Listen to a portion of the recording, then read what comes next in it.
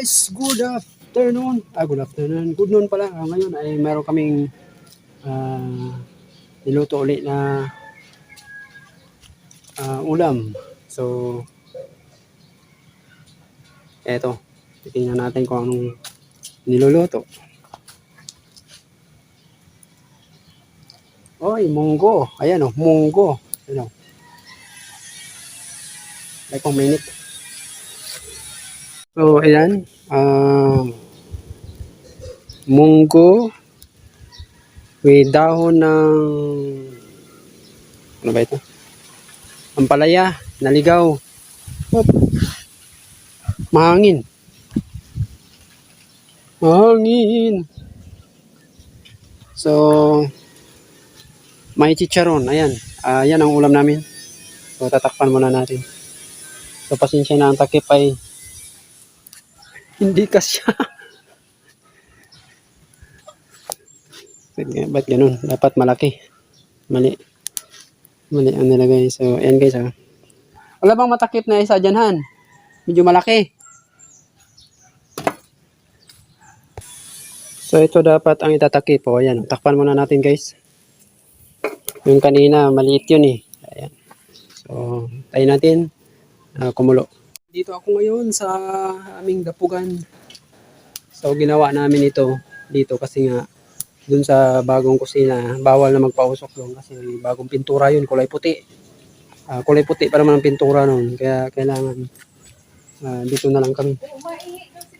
So, dito kami gumawa ng dapugan namin. So, ayan, kahoy lang ang kailangan, mahal ng gasol ngayon. So, ayan guys, titingnan natin kumulo na.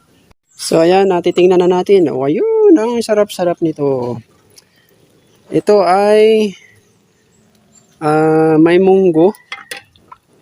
Munggo tapos yun nga, dahon ng ligaw na, dahon ng ampalaya na ligaw. Tapos chicharon. So, ayan o. Ang sarap yun.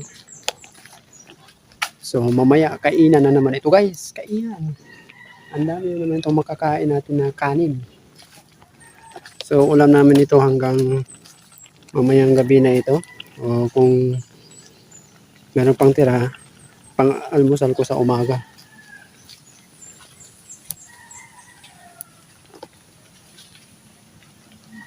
Sarap.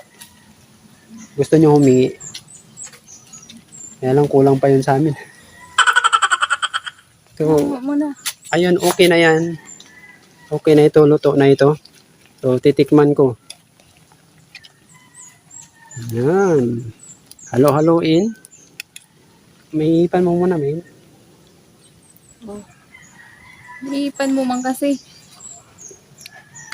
Ang sarap. Mamaya, mapaparami tayo kain ng kanin. Okay na yan. So, ayan guys, okay na ito. So, hanguin na. So, ngayon guys, ang ipapartner natin doon sa munggo ay yung isda. Magpiprito kami ng isda.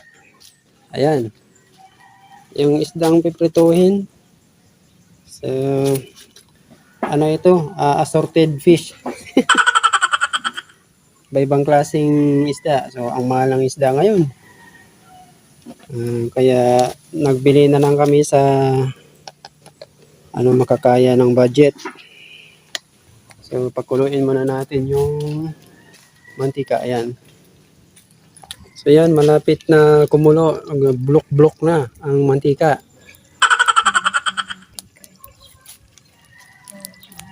Ayan. Tumatagi-iti na ang ano, ang tunog. Ilalagay na ang fish ball. Ay, di, fish pala. Fish ball. Yung assorted na isda. Ayan o. Ulam namin yan. Tamang-tama lang yan sa budget. Binili namin kasi nga mahal ng isda ngayon. Ayan. Nag-dribble the ball na yung ano, yung mantika. Ayan o.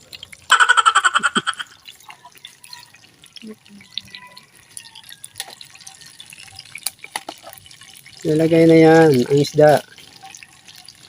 Malakas ang apoy. Yan na.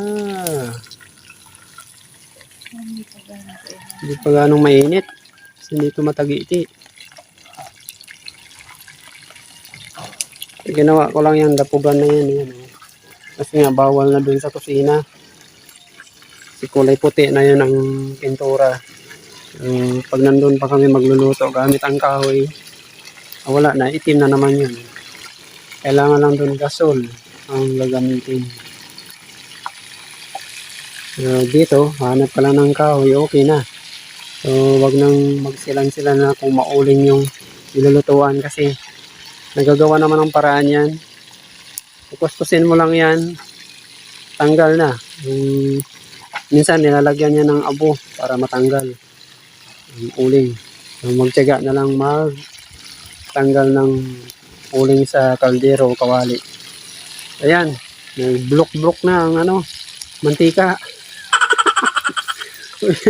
Yan na mamaya, mangkira na yan. Dito, ngayon ay presko ang hangin dito.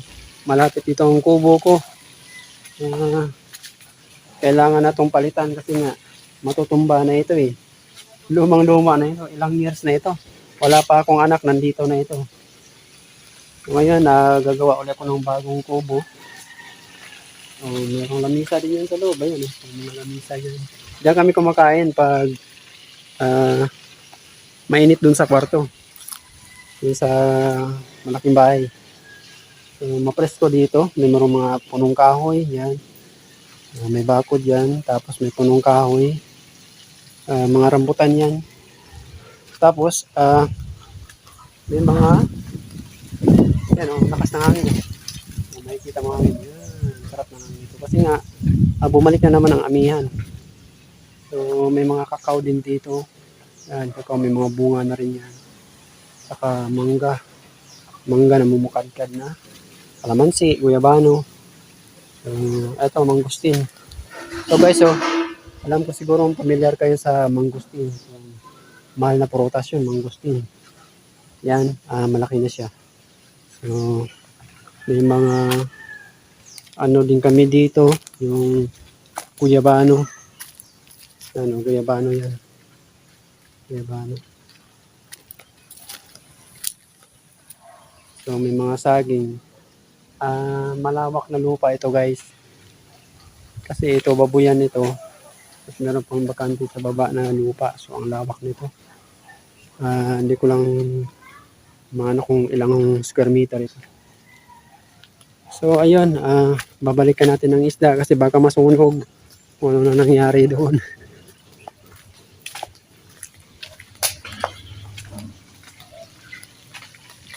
Ayan o.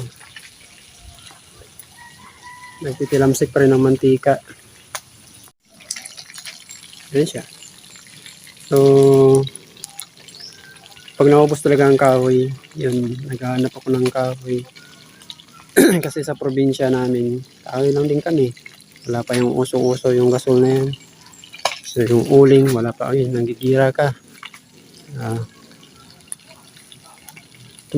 Tumatalbog-talbog ang mantika.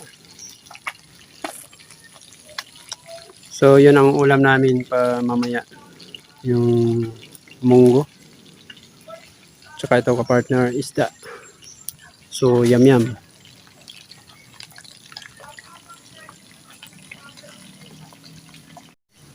Sa buwan ng Mayo, Abril, malapit na magbubunga naman itong mga rambutan. Tinanim ng asawa ko dito. So, may kamansi din dito guys. Ayan o, pataas na. Ewan ko lang makikita ninyo. Kamansi. May bunga siya. Sama. Ayan, ewan ko lang kung makita ninyo. Ayan siya. Ayan.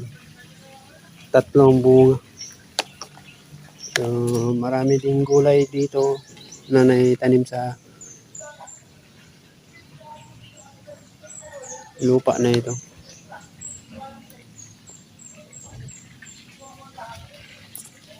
So, natanghalian kami, nakauwi kasi galing kami ng palengke at hardware.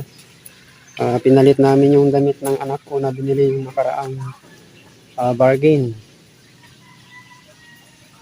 So, buti pinalitan kasi nga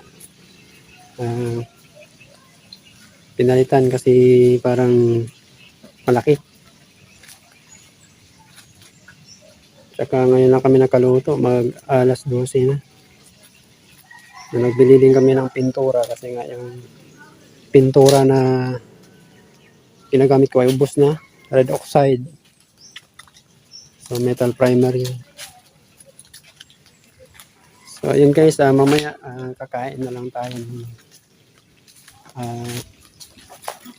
Kakain na kami mamaya ng aming niluto na ito, yung isda at